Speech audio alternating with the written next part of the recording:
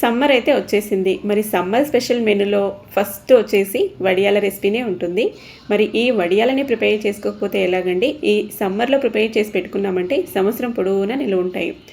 అది కూడా ఎండలో కూర్చొని వేసుకునే అవసరం లేకుండానే ఇంట్లోనే ఫ్యాన్ గాలి కిందనే చక్కగా ఇంకొకరి హెల్ప్ లేకుండా ఈజీగా ప్రిపేర్ చేసుకోవచ్చు ఒక్కరే. మరి వీటిని సగ్గుబియ్యంతో చాలా టేస్టీగా ప్రిపేర్ చేసిస్తున్నాం. అది కూడా పిల్లలకి నచ్చేలాగా రింగుల్లాగా అంటే చకోడీలాగా చాలా బాగా వస్తాయి. సో మరి ఎలా చేసుకోవాలి ఏంటి ప్రాసెస్ అయితే చూసేద్దామా. ముందుగా నైట్ పడుకునే ముందు నేనైతే ఇక్కడ 1 కప్పు సగ్గుబియ్యం అయితే తీసుకున్నా. సగ్గుబియ్యం వచ్చేసి చిన్నయండి, చూస్తున్నారు కదా, చిన్న సగ్గుబియ్యం, లావుటి సగ్గుబియ్యం 2 రకాలుగా ఉంటాయి కదా. నేనైతే ఈరోజు చిన్నవి తీసుకొని చేస్తున్నాను. 2 కప్పుల నీళ్ళైతే వేశాను. ఇప్పుడు మిక్స్ చేసేసుకొని మూత క్లోజ్ చేసి నైట్ అంతా నానబెట్టేద్దాం. చూసారా పొద్దున కల్లా ఎలా నానిపోయినాయో, ఇలా బాగా చక్కగా నానిపోయి ఉంటాయి. ఇప్పుడు వీటిని మనము మిక్సీ జార్లోకి అయితే వేసేద్దాం. ఇలా మిక్సీ జార్లోకి వేసేసి మూత క్లోజ్ చేసి మిక్సీ పట్టేద్దాం. మరి ఎక్కువ మెత్తగా అవ్వదు, ఎందుకంటే ఇవి బాగా గట్టిగా ఉంటాయి. పెద్ద దాంట్ల కన్నా చిన్నవి చాలా గట్టిగా ఉంటాయి. ఇలా కొంచెం మిక్సీ పట్టేసుకుంటే సరిపోతుంది. ఇప్పుడు నేను ఇక్కడ 3 కప్పుల నీళ్ళు అయితే వేస్తున్నాను. నైట్ నానబెట్టుకోవడానికి 2 కప్పులు అండ్ ఇప్పుడు ఉడకబెట్టుకునే టైంలో ఒక 3 కప్పులు, మొత్తం 5 కప్పుల నీళ్ళు అయితే తీసుకుంటున్నాను. ఇలా బాగా మిక్స్ చేసుకొని స్టవ్ ఆన్ చేసేసి ఇంకా ఫ్లేమ్ అనేది మీడియం టు సిమ్లో ఉండాలి. హై ఫ్లేమ్లో అస్సలు పెట్టుకోవద్దు, ఎందుకంటే సగ్గుబియ్యం అడుగంటుకుంటుంది. అలాగే మీరు ప్రిపేర్ చేసుకునే గిన్నె కూడా అడుగు మందంగా ఉన్నది చూసి తీసుకోండి. అందుకే నేనైతే కుక్కర్ పెట్టుకున్నాను. ఇలా మధ్యలో మిక్స్ చేసుకుంటూనే ఉడికించుకోవాలి. చూసారా ఇలా బాగా ఉడుకు పడుతుంది కదా. మనకి ఈ సగ్గుబియ్యం అనేవి లైక్ వాటర్ లాగా కనిపించాలి, మధ్యలో పిండిలాగా కనిపించొద్దు, తెల్లగా ట్రాన్స్పరేటర్ లాగా కనిపించాలి. అలా మధ్యలో మిక్స్ చేసుకుంటూనే ఉండాలి. బాగా దగ్గర పడుతుంది.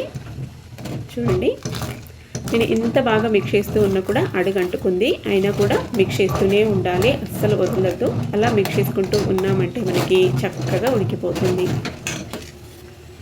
చూసారు కదా ట్రాన్స్పరేటర్గా కనిపిస్తున్నాయి. సో ఇంకొంచెం సేపు అయితే ఉడికిస్తున్నాను. ఫైనల్గా మనకి ఇలా చిక్కబడిందంటే సరిపోతుంది. ట్రాన్స్పరేటర్గా అవ్వాలి అండ్ ఇలాగే కొంచెము దగ్గర పడాలి. ఈ కన్సిస్టెన్సీ వచ్చేసి సరిపోతుంది. మీకు ఒకటి ఇప్పుడు ప్రెస్ చేసి కూడా చూపిస్తున్నాను చూడండి. పట్టుకొని చూపిస్తే కూడా చూడండి, అందులో అసలు పిండి లాంటిది లేదు. ఇలా మెదిపేస్తే మెత్తగా మెదిగిపోతుంది. సో మనకి ఇప్పుడు పిండి అయితే రెడీ అయిపోయింది. ఇప్పుడు ఇందులోకి 1 టీ స్పూను జీలకర్ర వేస్తున్నాను. అలాగే 1 టీ స్పూను చిల్లీ ఫ్లేక్స్, అలాగే రుచికి సరిపడా ఉప్పు అయితే నేను అస్సలు వేయలేదు, ఇప్పుడు వేస్తున్నాను. ఇంకా సోడా ఇలాంటివి ఏవి అవసరం లేదు. చక్కగా పొంగుతూ వస్తాయి మనకి ఫ్రై చేసుకున్నప్పుడు. అంతా ఒకసారి బాగా మిక్స్ చేసేద్దాం. జీలకర్ర, చిల్లీ ఫ్లేక్స్, ఉప్పు అంతా ఒకసారి బాగా మిక్స్ చేసామంటే ఇంకా రెడీ అయిపోయినట్టే. స్టవ్ అయితే ఇంకా కట్టేసేద్దాం. చూడండి ఇప్పుడు ఇలా బాగా మిక్స్ చేసేసి నేను ఇప్పుడు దీన్ని చల్లరడానికి అయితే పక్కకి పెట్టేశాను ఫ్యాన్ కింద. ఇది బాగా చల్లరిన తర్వాత నెక్స్ట్ ప్రాసెస్ అయితే చూద్దాము. సో మనకి ఇక్కడ చల్లారిపోయింది. నేను వడియాల్ని ప్రిపేర్ చేసుకోవడానికి పావుతో కాకుండా ఇలా ఈజీగా కవర్తో ఎలా ప్రిపేర్ చేసుకోవాలో చూద్దాము. సో అంతా ఒకసారి బాగా మిక్స్ చేద్దాం. మనకి చల్లారిందంటే ఈ విధంగా వస్తుంది. దీని ఇప్పుడు పక్కన పెట్టేసి ప్రిపేర్ చేసుకోవడానికి నేను ఇక్కడ పాల కవర్ తీసుకున్నాను. మీరు నూనె కవర్, ఆయిల్ కవర్ ఉంటుంది కదా, అదైనా తీసుకోవచ్చు. లేదంటే ఇంకా వేసుకోవడానికి కోన్ షేప్లో కవర్స్ వస్తాయి కదా, అలాంటివి ఉన్నా కూడా వాటితో కూడా, అంటే కేక్లకి దాంట్లోకి డెకరేట్ చేస్తుంటారు కదా క్రీము వేసి, అలాంటి కవర్స్తో కూడా చేసుకోవచ్చు. నేనైతే పావులు అందరి దగ్గర ఉండవు కదా, కవర్లు అయితే పాల కవర్లు కానీ ఆయిల్ కవర్స్ కానీ అందరి దగ్గర ఉంటాయి ఇంట్లో, అందుకే ఇలా కవర్తో అయితే చూపిస్తున్నాను. సో ఇలాగా ఒక మూతకి మనకి కార్నర్కి కావాల్సిన సైజులో చిన్న ముక్కలాగా కట్ చేసేసామంటే హోల్ అవుతుంది. ఏ సైజులో కావాలంటే ఆ సైజులో కట్ చేసుకోవచ్చు. ఇంకా అందులో ఫిల్ చేసేసుకొని ఇలా వేసేసుకుంటే సరిపోయిందండి. చూసారు కదా రింగుల్లాగా పిల్లలకైతే చాలా బాగా నచ్చుతాయి. లైక్ మనకి పప్పు చకోడీలు అలాంటివి చేస్తాం కదా, అలాగే వస్తాయి అన్నట్టు. చూసారా ఇలాగైతే మనకి నచ్చిన సైజులో పెట్టుకోవచ్చు. మీరు కావాలంటే ఇంకా మురుకుల్లాగా ఇంకా పెద్దగా కూడా పెట్టుకోవచ్చు. నేనైతే చిన్నగా ఇంతే పిల్లలకి నచ్చేలాగా రింగుల్లాగా పెట్టేస్తున్నా. సో అన్నీ ఇదే ప్రాసెస్లో ఇదే విధంగా పెట్టేస్తున్నాను. అన్నీ ఈ విధంగా ప్యాన్ గాలి కింద కూర్చొని పెట్టుకోవచ్చు. ఇంకొకరి సహాయం అవసరమే లేదు. ఒక్కరే చాలా ఈజీగా పెట్టేసుకోవచ్చు. అలా టీవీ చూస్తూ ఫ్యాన్ గాలి కింద కూర్చొని పెట్టేసుకోవచ్చు.